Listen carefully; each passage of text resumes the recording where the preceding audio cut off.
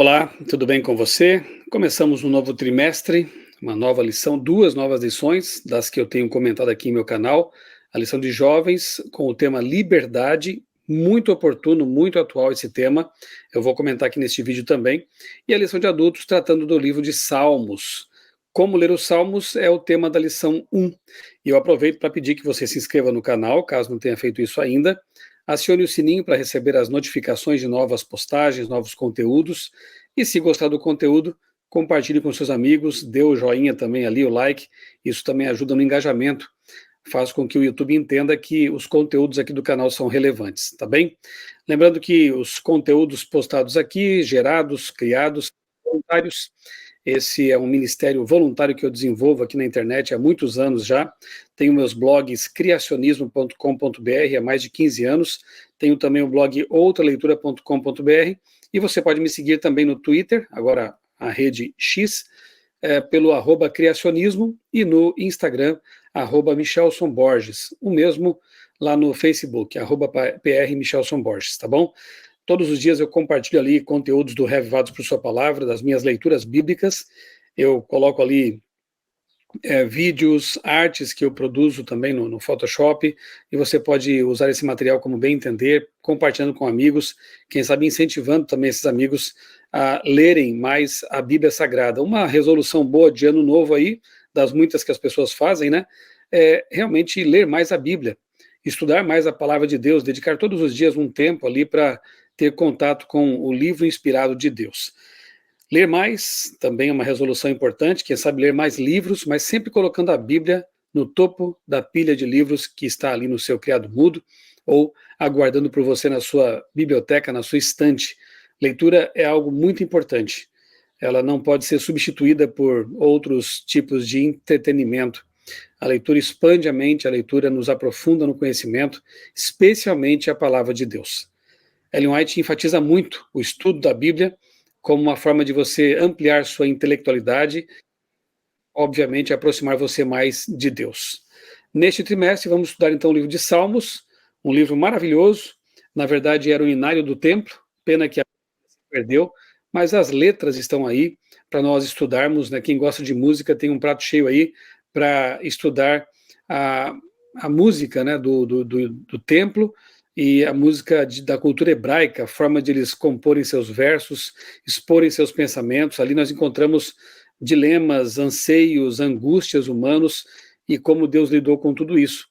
São autores inspirados, cantores inspirados, que colocaram em linhas, em pergaminho e tinta, os seus sentimentos guiados pelo Espírito Santo. Não é uma música qualquer, não é um texto qualquer, tirado da cabeça de alguém.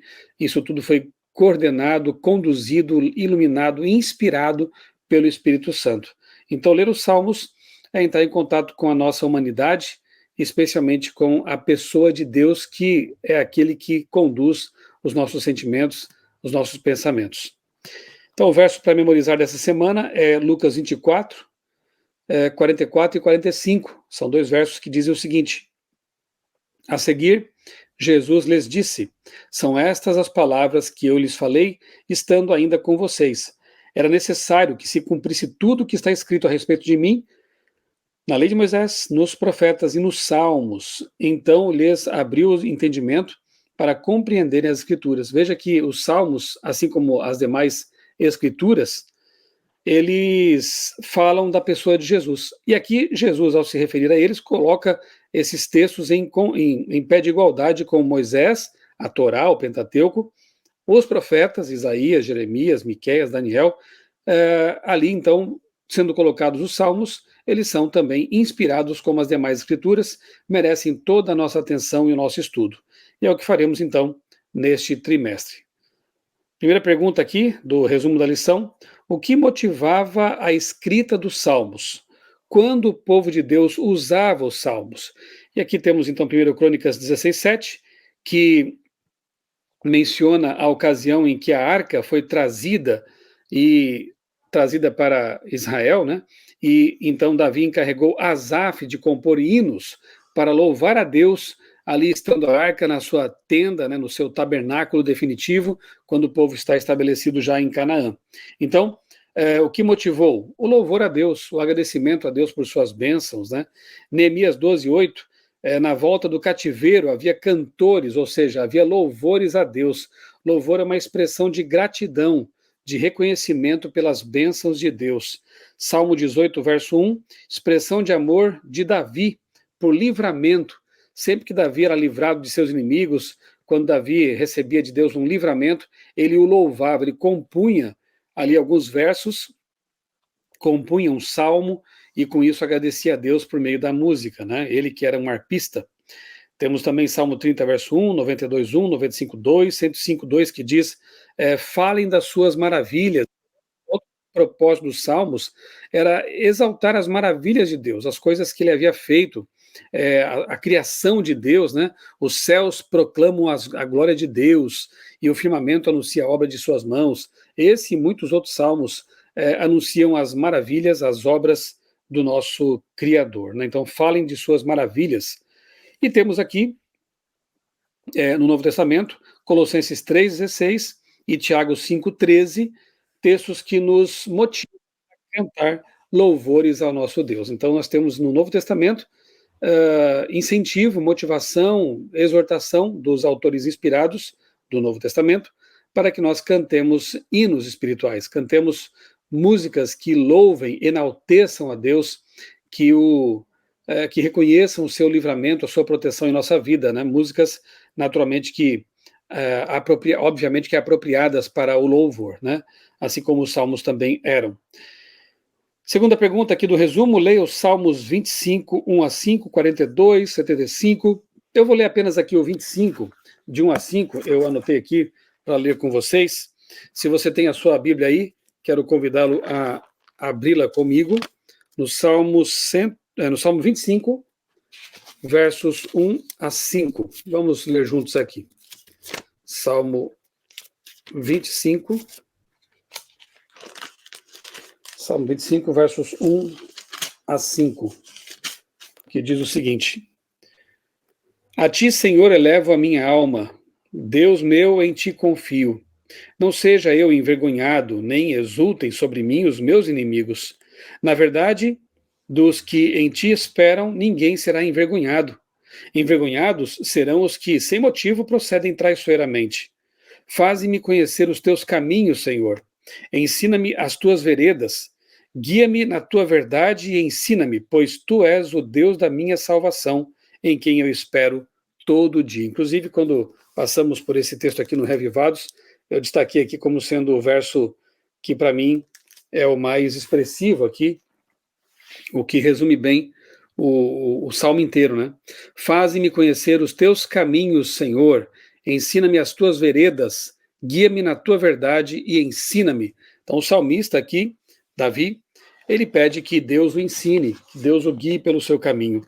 É um pedido que nós todos temos que fazer, na verdade, todos os dias, né? Senhor, guia-me pelos teus caminhos, faze-me conhecer a tua vontade. E a melhor forma de conhecer a vontade de Deus não é outra senão estudando a palavra dele, a Bíblia Sagrada. 3, leia o Salmo 3, 33, 1 a 3 e 109, 6 a 15.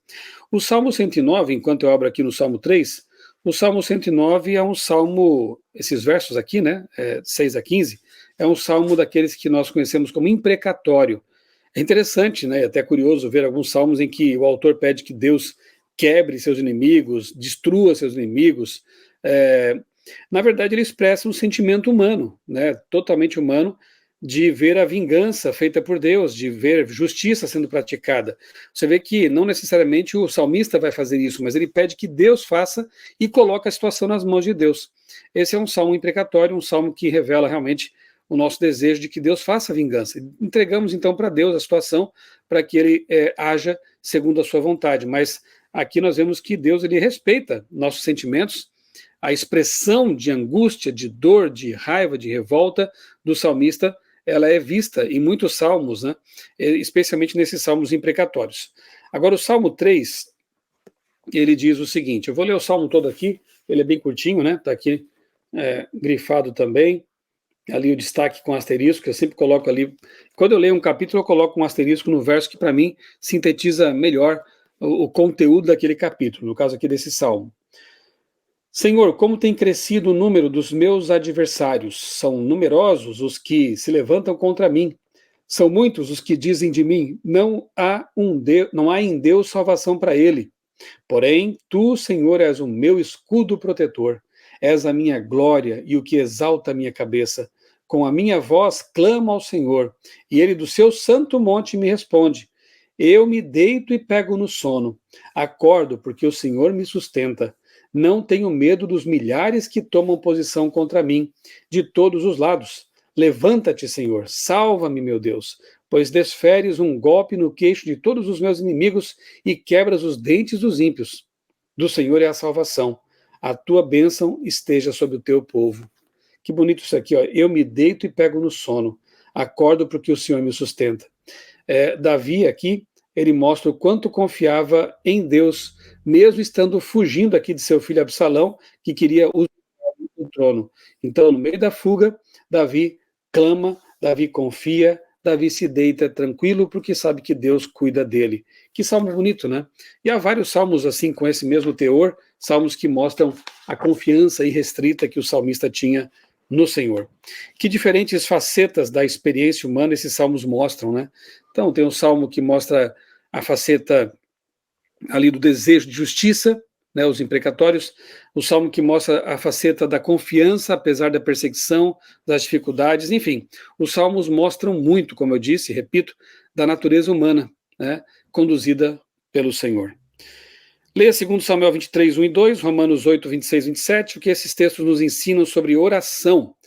Eu vou destacar aqui Romanos 8, 26 e 27, né, porque fala do Espírito Santo intercedendo por nós, inclusive com gemidos inexprimíveis, né, de uma forma que nós não compreendemos.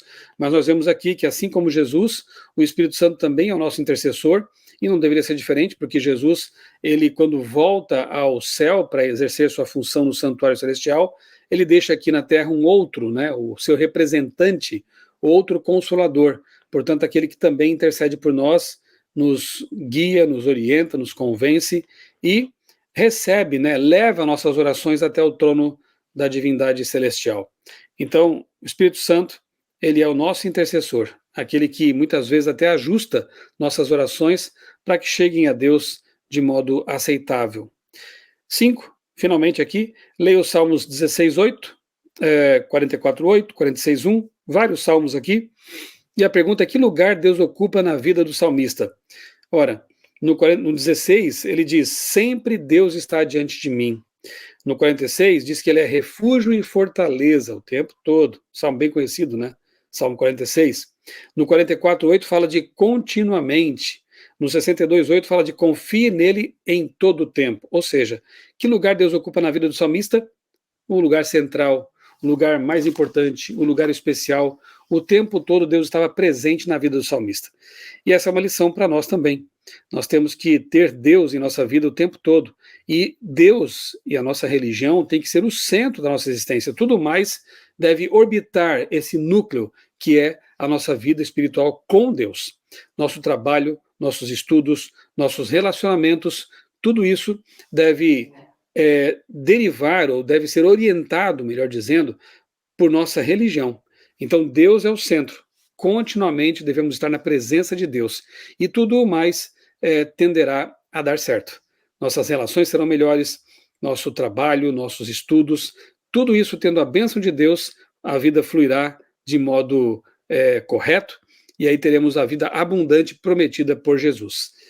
Que introdução bonita já para essa lição, ela já promete realmente ser uma ótima lição sobre os Salmos. Temos muita coisa a aprender ao longo deste trimestre com esse livro maravilhoso que é o livro dos Salmos.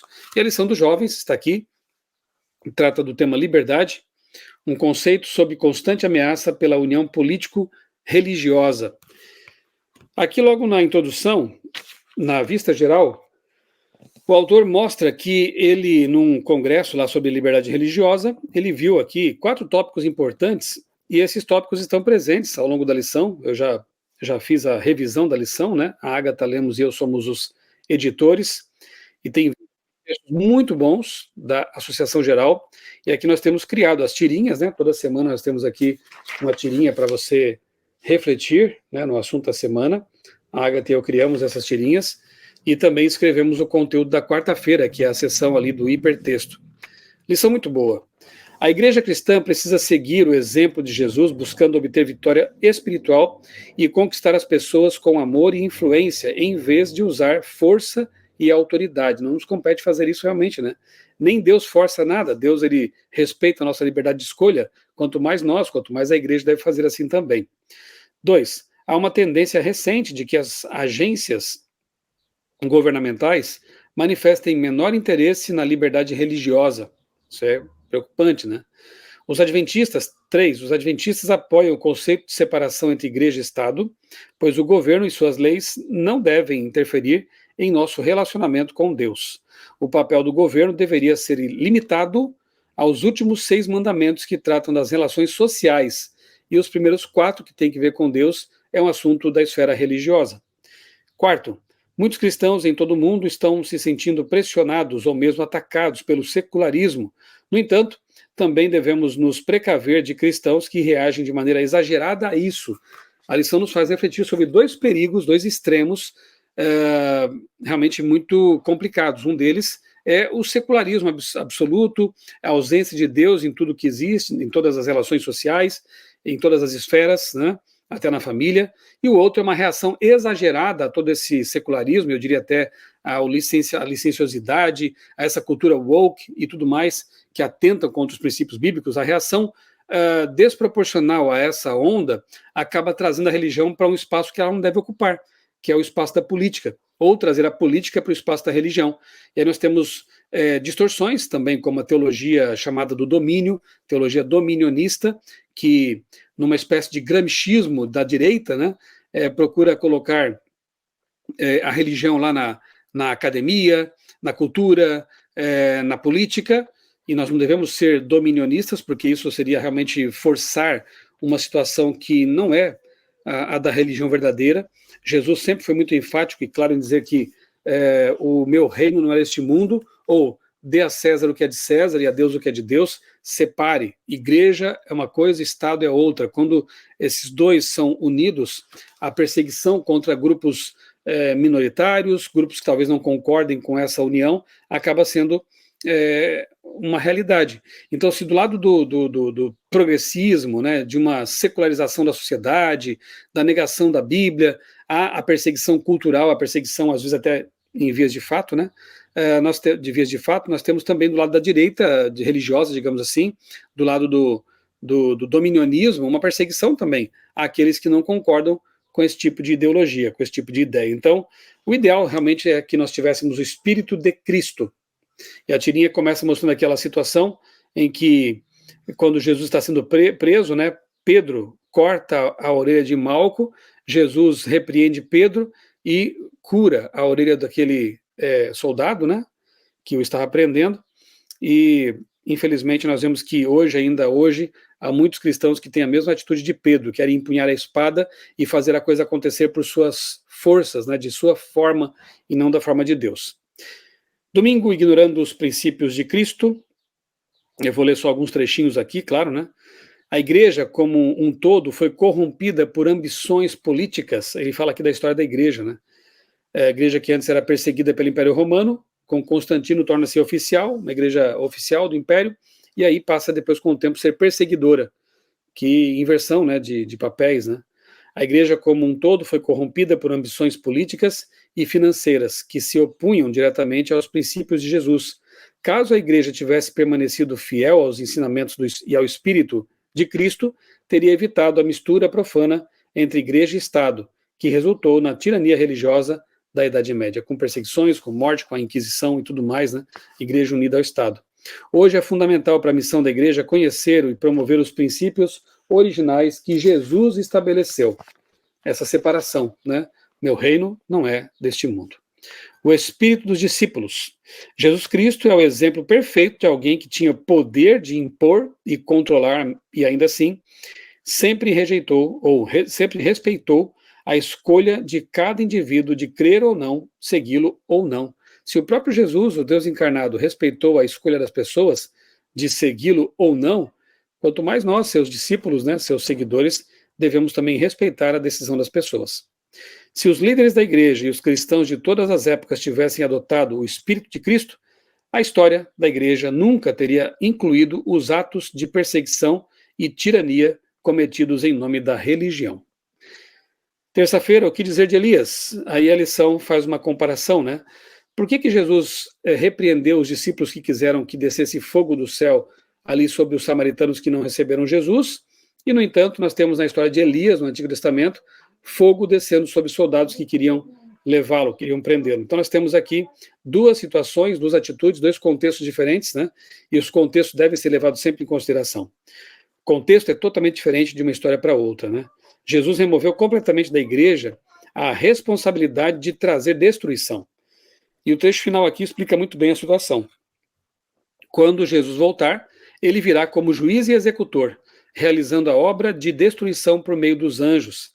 Mas quando veio pela primeira vez, como um exemplo humano para todos os líderes da igreja, sua missão nunca incluiu destruir a vida humana.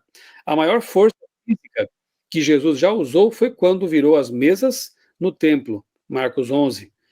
Contudo, ele derrubou mesas, não famílias, nem vidas de pessoas. A única vida que Jesus tirou foi a da figueira, e fez isso para ilustrar a realidade de uma nação que estava condenada pelo juízo divino. Aqui cabe uma breve reflexão sobre a questão de que Deus, o Deus do Antigo Testamento, é o mesmo Deus do Novo Testamento.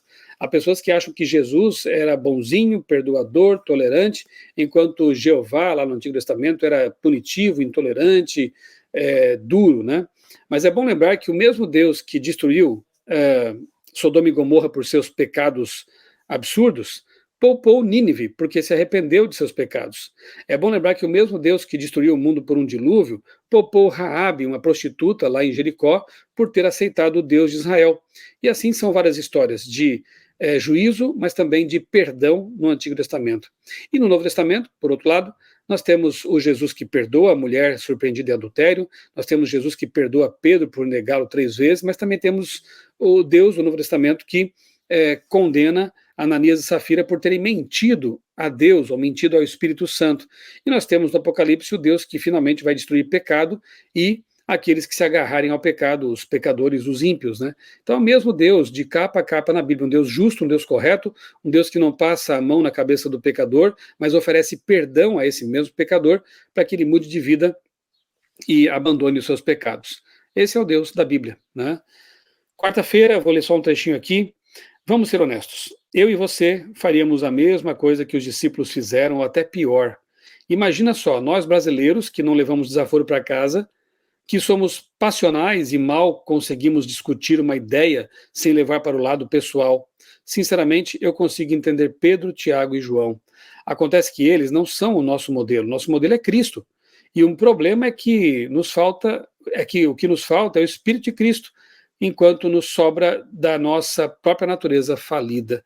Temos que clamar a Deus para que Ele coloque em nós o Espírito de Deus, né? O Espírito de Cristo, o Espírito Santo, para que Ele molde o nosso caráter, mude nossos sentimentos e nós possamos agir com relação às pessoas, às situações, da forma como Jesus agiria e não como nós muitas vezes queremos agir.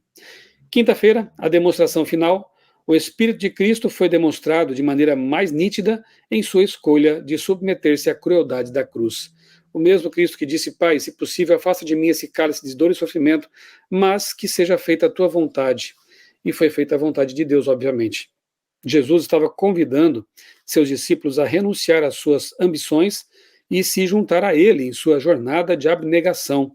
Após anos de ministério com Jesus, ainda tinham muito que aprender sobre o seu espírito, né?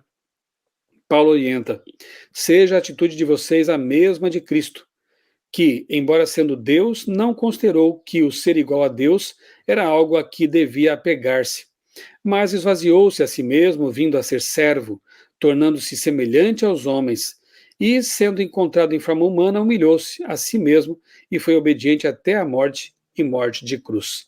Filipenses 2, 5-8. O Espírito de Cristo é a solução definitiva para toda forma de tirania e opressão. Deus nos ajude ao estudarmos a lição sobre os Salmos, a lição dos jovens sobre liberdade, que possamos realmente reproduzir em nossa vida, pelo contato diário com Deus, o Espírito de Cristo. Possamos ter os mesmos sentimentos que houve em Cristo Jesus e assim agir, viver, pregar da forma como Deus espera que nós façamos, tá bem? Vamos orar? Querido Deus, bondoso Pai, muito obrigado, Senhor, por essas lições da Escola Sabatina que mais uma vez vão nos ajudar em nossa caminhada cristã. Abençoa, Pai, os jovens que estudam a lição dos jovens, abençoa os adultos que estudam a lição dos adultos, as demais faixas etárias da igreja, as crianças, os adolescentes, os bebês, que também têm suas lições respectivas, que nós sejamos ricamente abençoados ao longo deste trimestre com esses conteúdos que são preparados com muito amor, com muita oração, com muita responsabilidade pela igreja e disponibilizados aqui no Brasil em língua portuguesa pela Casa Publicadora Brasileira. Abençoa também, Senhor, os que preparam as lições, as instituições envolvidas, que tudo seja sempre feito para a tua honra e tua glória, como tem sido até aqui. Nós oramos e te agradecemos por tudo, pedindo-te um ano novo muito feliz e abençoado, na presença, na companhia e com as bênçãos de Jesus, o nosso Senhor e Salvador. Amém. Um grande abraço para você e que Deus abençoe grandemente a sua vida, a sua família e lhe conceda um ano de 2024 muito abençoado, com muita comunhão com Jesus e muita missão, pregando o evangelho em todo o tempo.